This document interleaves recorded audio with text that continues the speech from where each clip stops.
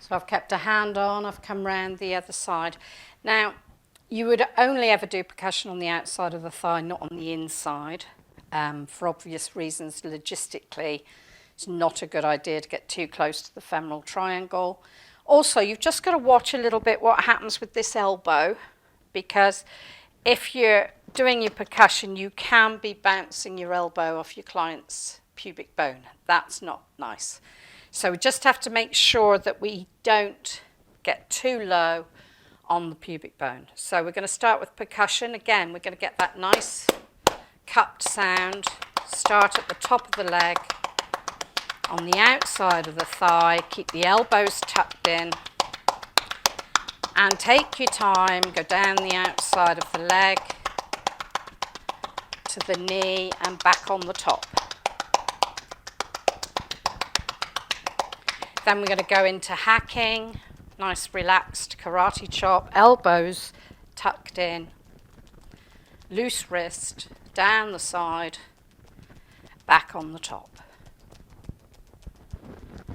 And again, beating, relaxed palm down, nice loose wrist, coming back on the top.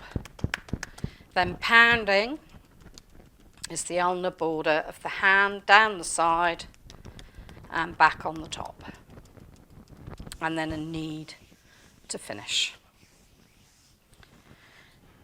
And then you'd effleurage the whole leg, but I'm going to go straight on and show you this side. And again, this would be tucked in here. So we're going to start with a cup. Loose wrists, take your time. No rush.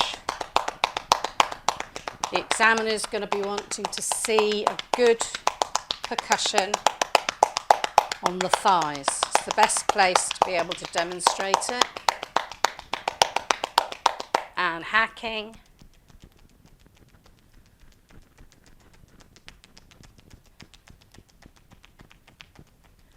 And then into beating, so elbows tucked in, loose wrists on the top, nice flappy sound, good rhythm, pounding, so we're not knocking on the door, we're not beating the client up, this is a flappy, flippy movement. And again, we're going to finish with kneading all the way down. It's like a full stop after your percussion. And then you'd keep a hand on and you'd finish your massage with effleurage.